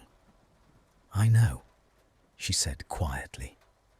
The lack of anger in her voice seemed to stun him. He stumbled back a step, looking at her with wide, horrified eyes. You know, he whispered. You know, and you're still here? You're insane. You're actually insane. Maybe, she admitted, taking a step toward him. Or maybe I just know the difference between a murderer and a boy who was given an impossible choice. There is no difference. There is to me. She reached out to touch him, but he recoiled as if she were made of fire. Don't touch me, he begged, backing until he hit the stone parapet. Please, if you touch me again, I won't be able to let you go. And I have to let you go. I can't. I can't be the reason you get hurt again. You're not hurting me, Draco. You're the only one hurting you. You don't understand. He ran a hand through his hair, pulling at the strands. Everyone hates me, and they're right to. If they see you with me, if they see Hermione Granger, the war hero, with the Death Eater scum, they'll drag you down too. They'll say you've lost your mind. They'll say I've bewitched you. I don't care what they say. I do. The silence that followed was deafening. It hung between them, heavy and vibrating. Draco looked at her, his expression shattering. I care, he whispered, his voice broken. I care because you worked so hard for everything you have. Your reputation, your future. You're the brightest witch of your age. You're everything. He swallowed hard, his Adam's apple bobbing. And I'm just the wreck left behind. I'm the soot. I'm the ruin. He looked down at his hands, trembling in the cold. You are the sharpest edge, Hermione. But if you cut into me, you'll just dull yourself, and I won't let that happen. Hermione felt the tears prick her eyes. It was a twisted, tragic kind of nobility. He was rejecting her, not because he didn't want her, but because he placed her on a pedestal so high he couldn't reach it without soiling it. You're wrong, she said, her voice shaking. You think you're protecting me. You're insulting me. I can make my own choices, Draco. I chose to come up here. I chose to keep the quill. I chose to answer the card. She took another step. He was trapped against the wall. There was nowhere left to run. Tell me you don't feel it, she challenged, staring up into his eyes. Look me in the eye and tell me that when we're in the library, or the potions lab, or the corridor, tell me you don't feel like you can finally breathe. Draco stared at her. His lips parted. He looked like a man drowning, seeing a hand reach down through the water. The conflict in his eyes was agonizing, the war between his self-loathing and his desperate, starving need for connection. He shook his head, a minute, jerky movement. I can't. Tell me to go, she whispered, stepping into his personal space. She was close enough to feel the heat radiating from him, close enough to see the flecks of blue in his grey eyes. Tell me to leave, and mean it, and I will never bother you again. Draco looked down at her. His gaze dropped to her lips, then back to her eyes. His hands clenched at his sides, fighting the urge to reach out. He choked on the word. He couldn't say it. He couldn't lie to her. Not up here. Not where Dumbledore had fallen. Not where the truth was the only thing that mattered. I can't, he whispered, a sound of pure defeat. Then stop fighting me. Hermione reached out and placed her hand flat against his chest, right over his heart. It was hammering against his ribs, a frantic bird trapped in a cage. Draco gasped at the contact. His eyes fluttered shut. For a second, he leaned into her hand. For a second, he allowed himself to want. But the fear was too deep. The habits of a lifetime were too strong. His eyes snapped open, cold and hard. He grabbed her wrist, not gently this time, but with a desperate force, and pulled her hand away from his chest. No, he said. His voice was final. This isn't a romance novel, Granger. This is real life.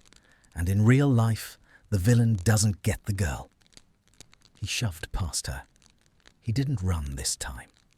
He walked with a deadly, rigid calm, brushing past her shoulder so hard it spun her around.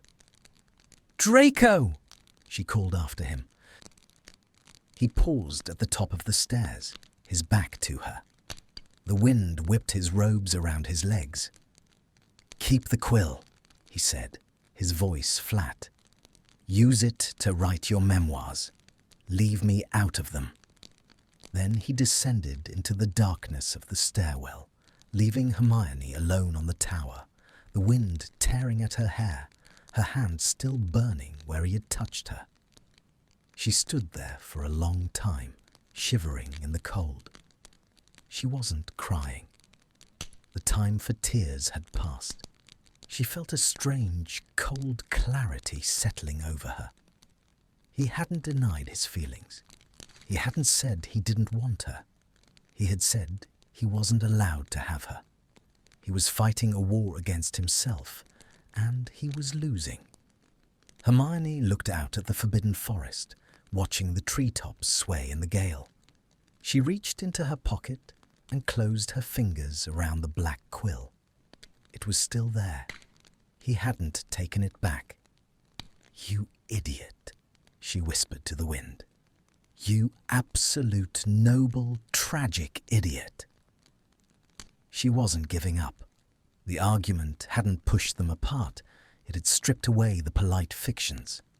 They were down to the bone now, and Hermione Granger knew a thing or two about rebuilding from the wreckage. But she needed a lever. She needed something to break through that final wall of self-hatred. She needed him to see that he wasn't the villain of this story anymore. As she turned to leave the tower, a flash of red hair caught her eye on the staircase below. Ginny Weasley was standing in the shadows of the doorway, clutching a wrapped parcel, looking wide-eyed and guilty. She had clearly heard everything. Hermione, Ginny whispered as Hermione descended. I think I did something. Hermione stopped, her brow furrowing. What are you doing here, Ginny? I followed you. I was worried. Ginny bit her lip, looking at the empty space where Draco had disappeared. And I think I know why he's so terrified. Why? Ginny held out the parcel. It was familiar. It was the same cream-coloured cardstock as the Valentine, but this one was crumpled, stained with ink, and clearly retrieved from a bin. I found this in the boys' dorms, Ginny said quietly. In the trash. It's a draft of the letter he sent you. Hermione took the crumpled paper. Her hands trembled as she smoothed it out. It was covered in crossed-out lines, ink blots, and angry scribbles. But at the bottom, there was a paragraph that hadn't made it into the final version. A paragraph written in a shaky, vulnerable scrawl. I am not the sharpest edge. I am a blunt instrument that breaks everything I touch. But when I watch you, I want to be something else. I want to be the paper you write on. I want to be the quiet you sit in. I want to be forgiven. Hermione stared at the words. The wind seemed to stop. The cold vanished. He didn't send this part, Hermione whispered. No, Ginny said, but he wrote it. Hermione looked up, her eyes blazing with a new determination. The despair of the argument evaporated. He hadn't just observed her habits. He had asked for forgiveness. He had admitted he wanted to change. He thinks he's the villain, Hermione said, her voice gaining strength. He thinks he has to protect me from himself. What are you going to do? Ginny asked. Hermione folded the draft carefully and placed it in her pocket, right next to the quill. I'm going to prove him wrong, Hermione said. I'm going to show him that the story doesn't end the way he thinks it does. She started down the stairs, her pace quickening. The breaking point had happened. They had shattered. But now, Hermione held the pieces, and she knew exactly how to put them back together. Draco Malfoy thought he could push her away with fear.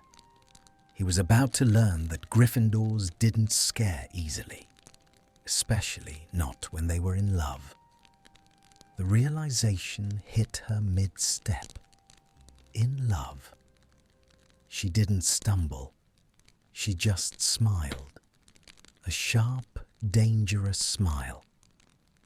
Checkmate, Malfoy, she whispered.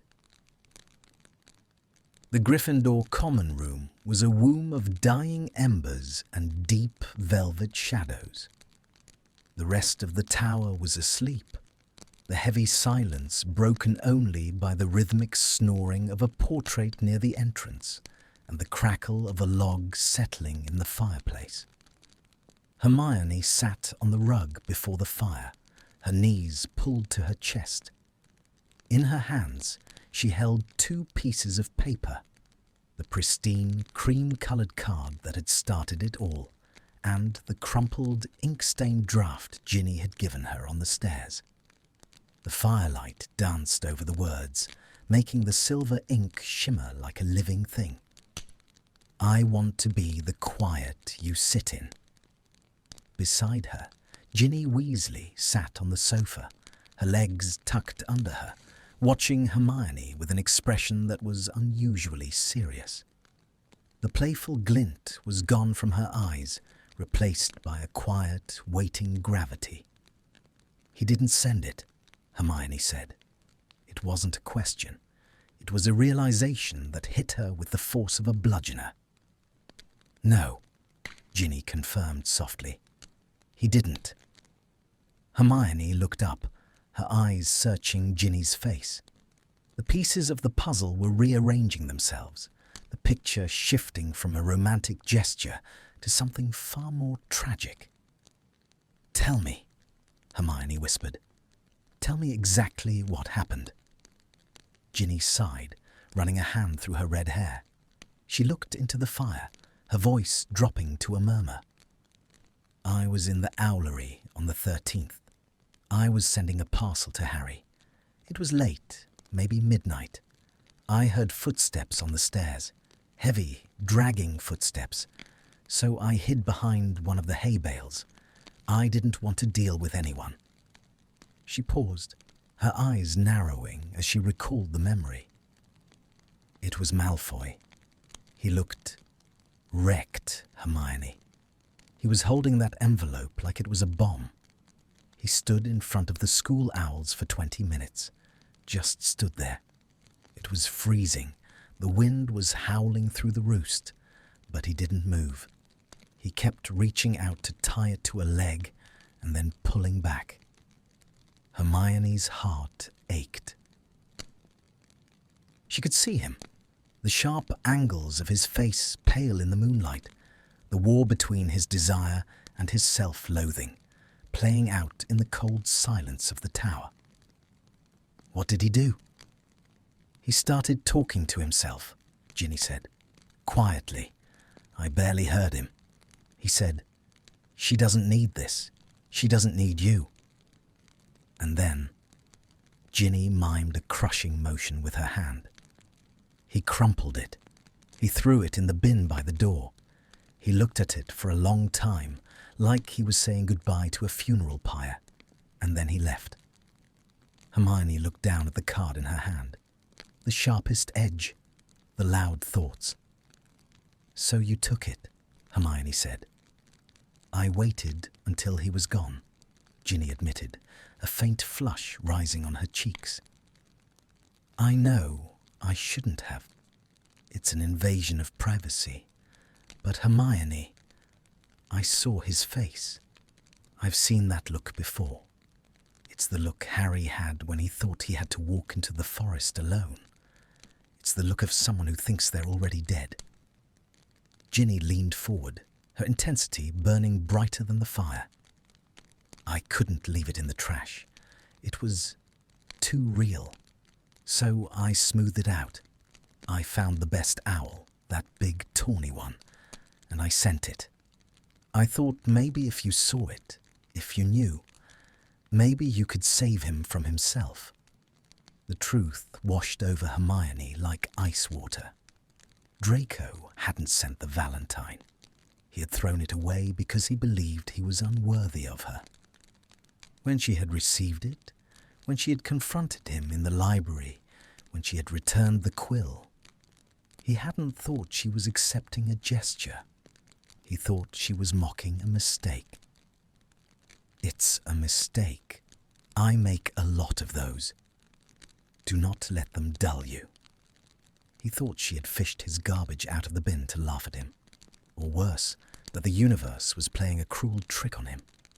And yet, despite that terror, despite the shame of thinking his deepest, most pathetic longing had been exposed, he had still let her in. He had still sat with her in potions. He had still let her hold his quill. The bravery of that was staggering. "He thinks I know," Hermione whispered, her voice trembling. "He thinks I know he threw it away. He thinks I'm pitying him." "He thinks he's unlovable," Ginny corrected. "And he thinks you're too good to ever touch someone like him without getting stained." Hermione stood up. The movement was sudden, decisive. The blanket she had been wrapped in fell to the floor. "Where are you going?" Ginny asked, though she was already smiling a small, sad smile. "To find him." "It's past curfew, Hermione. The prefects—" "I am a prefect," Hermione snapped, grabbing her wand. "And I don't care about curfew. I care about the fact that the idiot is probably freezing to death somewhere, thinking he's the villain of the story." She shoved the card and the draft into her pocket. She felt the weight of the black quill there, a constant, grounding presence. "Go," Ginny said, picking up the blanket. "And Hermione, don't let him talk. He's very good at talking himself out of happiness." "I know," Hermione said. "I'm better." The castle was a labyrinth of sleeping stone. The portraits snoozed in their frames. The suits of armour stood silent sentinel. Hermione moved through the corridors with a singular focus, her footsteps muffled by a silencing charm. She didn't check the map. She didn't need to. She knew where he would be. He wouldn't be in the dungeons. They were too enclosed, too much like a cell. He wouldn't be in the astronomy tower. They had broken that space with their argument.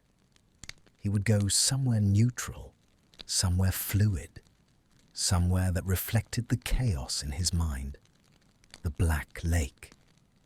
She exited through the heavy oak doors of the entrance hall, the cold night air hitting her like a slap. The frost had settled hard over the grounds, turning the grass into a sea of crunching white crystals. The moon was a sliver of bone in the sky, offering little light. She saw him immediately. He was standing on the edge of the water, near the old beech tree where they had once watched the giant squid. He was facing the lake, the dark water lapping inches from his boots. He wasn't moving. He was just a dark silhouette against the expansive grey of the night. He looked lonely, not the solitude of a scholar, but the desolation of a ruin. Hermione approached slowly. She let her footsteps crunch on the frost this time. She wanted him to hear her. She didn't want to startle him. Draco didn't turn. He stiffened, his shoulders rising toward his ears, but he didn't look back. "I told you to leave me alone, Granger," he said. His voice was flat, carried away by the wind across the water. It lacked the venom of the day before. It just sounded tired. "You told me a lot of things," Hermione said, stopping a few feet behind him. "Most of them were lies." He let out a short, harsh laugh. "I don't have the energy to fight you tonight. Just go deduct points. Go report me for being out of bed. Just do whatever it is you need to do to feel superior and leave me be." "I know about the owl," she said. Draco froze. The silence that followed was absolute. Even the wind seemed to die down. Slowly, painfully, he turned to face her. His face was pale, his eyes wide and hollow. He looked like a man who had just been told his execution date had been moved up. "What?" he whispered. "I know you didn't send the card," Hermione said, stepping closer. "I know you went to the owlery. I know you stood there for 20 minutes, and I know you threw it away because you thought I wasn't worth the risk." "No," he rasped, shaking his head. "No, that's not. I didn't think you weren't worth it. I thought you thought you weren't." She closed the distance between them. He looked like he wanted to back away into the freezing water if necessary, but he held his ground. He looked terrified. The chain was radiating off him in waves. The secret was out. The pathetic truth that he had tried, failed, and been exposed by his own garbage was laid bare. "Who told you?" he demanded, his voice cracking. "Potter? Weasley? Does it matter?" "Yes, it matters." He ran a hand over his face, looking wild. "Because now you know. You know I'm not just a villain. I'm a joke. A coward who writes love letters he can't even send.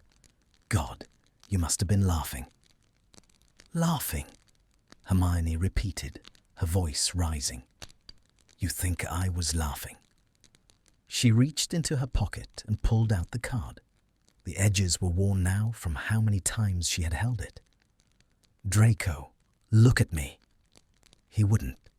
He was looking at the ground, at the frozen grass. "Draco." He snapped his head up, his eyes blazing with defensive anger. "What?" "I kept it," she said, holding the card up between them. "I kept it before I knew who sent it. I kept it after I knew it was you. And I kept it after you screamed at me to leave you alone. Do you really think I keep things I find funny?" She took another step. She was close enough to touch him now. "I didn't laugh," she said softly. "I fell." The word hung in the cold air. Draco stared at her. His mouth opened slightly, but no sound came out. He blinked, once, twice, as if trying to clear a hallucination. "You... what?" "I fell," she repeated, her voice steady and sure. "Not because of the words, but because you noticed, because you saw the parts of me that everyone else ignores. And because when I found out you threw it away, it didn't make me think you were weak. It made me realize how much you were hurting." Draco's breath hitched. He looked at the card in her hand, then at her face. The defenses were crumbling. The walls of the manor, the walls of his prejudice, the walls of his self-hatred, they were all coming down. "I wanted to send it," he whispered, the confession tearing out of him. "Merlin, Hermione, I wanted to send it so bad, but I looked at it, and all I could see was blood. My blood. The blood on my arm. And I couldn't put that on you." "It's not blood, Draco," she said. "It's ink." She reached out and took his hand. It was ice cold, numb from the night. She pulled it toward her, uncurling his stiff fingers. She placed the card in his palm, then closed her own hands around his, warming them. "You wrote that I am the sharpest edge," she murmured. "But you're wrong. You're the one who's sharp. You've cut yourself to pieces trying to fit into a mold that doesn't exist anymore." She stepped in, pressing her body against his to share her warmth. He was rigid for a moment, and then, with a broken sound, he collapsed into her. His arms went around her, tight and desperate. He buried his face in her hair, breathing her in, the scent of books, of fire, of life. He held on to her as if she were the only solid thing in a dissolving world. "I'm sorry," he mumbled into her neck, his voice wet. "I'm so sorry."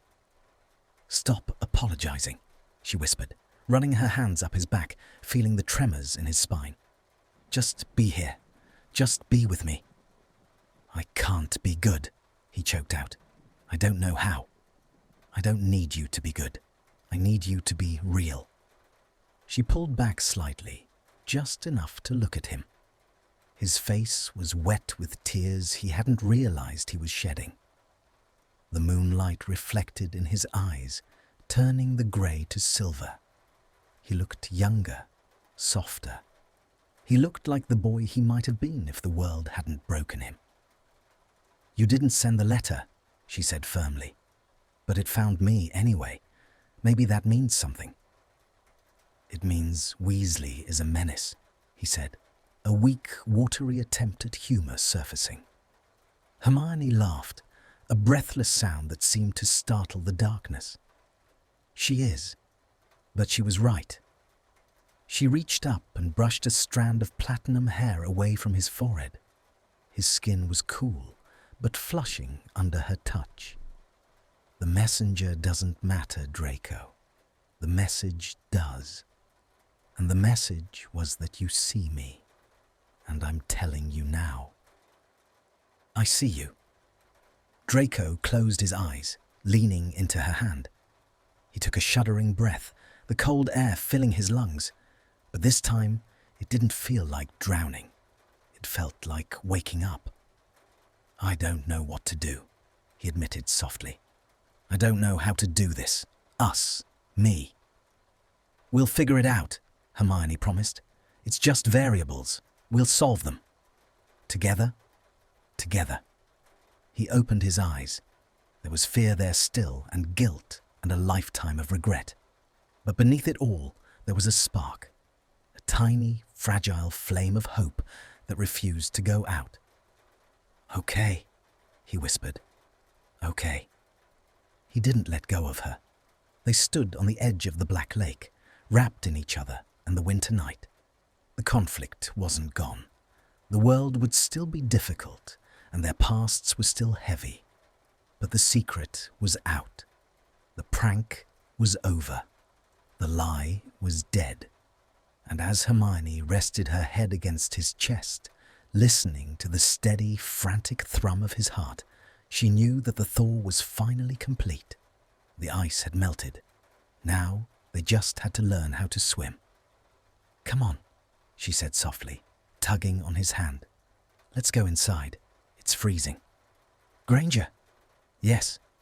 "Thank you." It wasn't a thank you for saving him. It was a thank you for staying.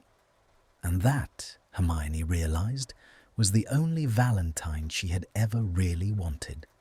They turned back toward the castle, the lights of Hogwarts glimmering in the distance like a promise. Draco didn't walk behind her this time. He walked beside her, his hand hesitating for a moment, before firmly, tightly, interlacing his fingers with hers. The sharpest edge and the broken glass, walking home. The walk back to the castle was a quiet pilgrimage. The biting wind of the grounds was replaced by the heavy, ancient stillness of the entrance hall. The oak doors groaned shut behind them, sealing out the night, the frost, and the ghosts of the Black Lake. They stood there for a moment, shivering in the sudden absence of the gale. Draco looked like a sketch that had been left out in the rain, his hair plastered to his forehead, his robes damp and clinging, his face pale except for the flush of cold on his cheekbones. But his eyes, usually so guarded, were wide open. He was looking at her as if he had never seen a witch before. "You're shaking," Hermione whispered, her voice echoing slightly in the vast stone cavern. "Adrenaline crash," he murmured, his teeth chattering slightly. "And the realization that I just hugged Hermione Granger and the world didn't end. The world is surprisingly resilient. Unlike my dignity," he countered, but there was no bite in it. A faint, crooked smile tugged at the corner of his mouth, a tentative, fragile thing that made Hermione's breath catch. "Come on," she said, reaching for his hand again. "We need warmth and sugar." She led him not to the dungeons and not to the Gryffindor Tower, but toward the Great Hall. It was late, past curfew, past the time when reasonable people were asleep, but the doors were ajar. Inside, the enchanted ceiling had dimmed to a soft, slumbering velvet, scattered with lazy, drifting stars. The aggressive pinks of the morning had faded into dusky violets and deep indigos. The floating hearts were fewer now, bobbing gently near the rafters like sleepy balloons. The hall was empty. The long tables were cleared, save for a few stray goblets and the lingering scent of extinguished candles and beeswax. Hermione pulled him toward the far end of the room, away from the entrance, into the shadows of the teacher's dais, where the heat from the great hearth still radiated from the stones. They sat on the edge of the bench, close enough that their thighs brushed, a point of contact that felt electric in the quiet. Draco let out a long, shuddering breath, leaning his head back against the stone wall. He closed his eyes. "This is madness," he whispered. "You know that, right? Tomorrow, the school will wake up. The war will still be over, but the prejudices won't be. They'll look at us and see a betrayal." "Let them look," Hermione said, watching the enchanted stars drift above. "I've spent 7 years worrying about being right, about being the perfect student, the perfect soldier, the perfect victim. I'm tired of being perfect, Draco. I just want to be happy." He turned his head to look at her, his grey eyes searching her face in the dim light. "And you think this can make you happy?" He gestured vaguely between them, his hand trembling. "Me? The boy who called you?" "Don't," she interrupted gently, placing a finger over his lips. His skin was cold, his breath warm. "Don't say it. That boy is gone. He died in the fire in the room of requirement. The man sitting here, he's different." Draco pulled her hand away from his mouth, but he didn't let go of it. He held her fingers, tracing the lines of her palm with his thumb, studying them like a map. "I didn't write that card because I thought I had a chance," he confessed, his voice low and rough. "I wrote it because I was drowning. Every day I wake up and the silence in the manor is so loud it hurts. I come here and the silence follows me. But then I see you."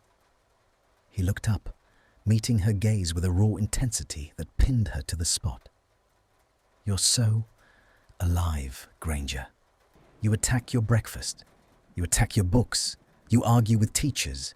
You tap your quill. You make noise." He swallowed hard.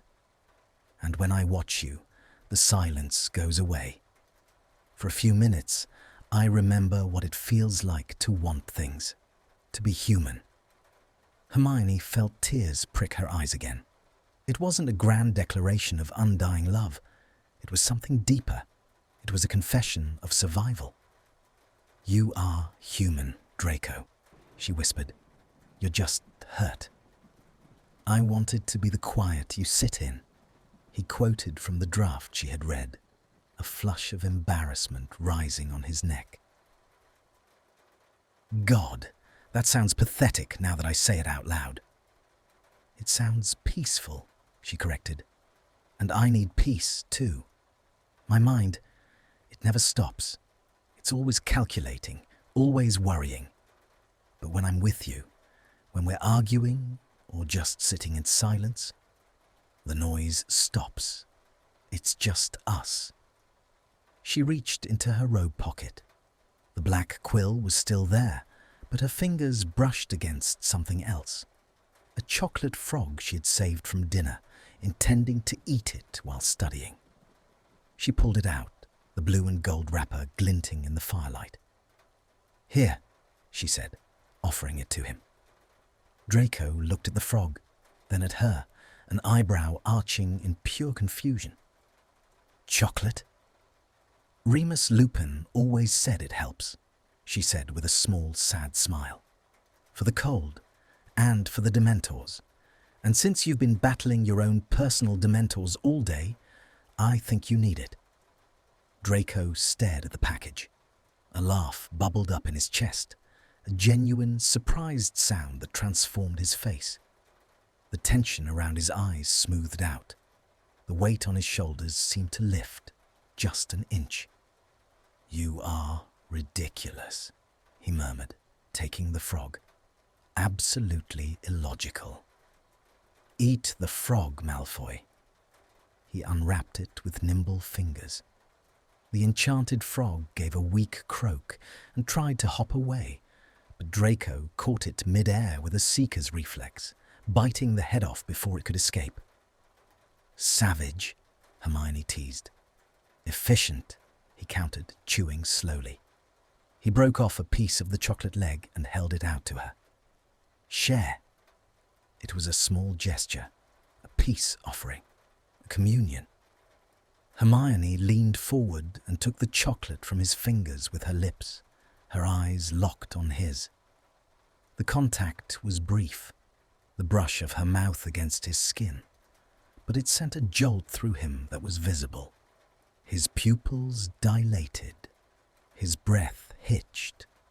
He didn't pull his hand away. He let his fingers linger near her chin, then slowly, hesitantly, he cupped her face. The great hall seemed to dissolve. The floating hearts, the starry ceiling, the cold stone benches, it all faded into the background. There was only the heat of his hand, the taste of chocolate, and the grey eyes that were finally clear. "I don't know how to do this," he whispered, his thumb stroking her cheekbone. "I don't know how to be the person you deserve." "You don't have to be a different person," Hermione said, leaning into his touch. "Just be the one who notices my quill. Be the one who challenges me in arithmancy. Be the one who stays." "I can do that," he breathed. "I can stay." He leaned in. The movement was slow, giving her 1,000 chances to pull away, to run, to come to her senses. But Hermione didn't move. She tilted her chin up, closing the distance. When his lips met hers, it wasn't an explosion.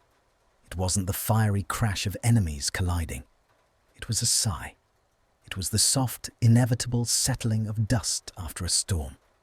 His lips were cold, tasting of mint and sweet chocolate. He kissed her tentatively at first, terrified he might break her, or perhaps terrified that he would wake up. But when Hermione hummed softly and threaded her fingers into the hair at the nape of his neck, pulling him closer, Draco groaned and surrendered. He kissed her with a desperate, starving tenderness. He kissed her like a man learning a new language, one hand tangled in her curls, the other gripping her waist as if to anchor himself to the earth.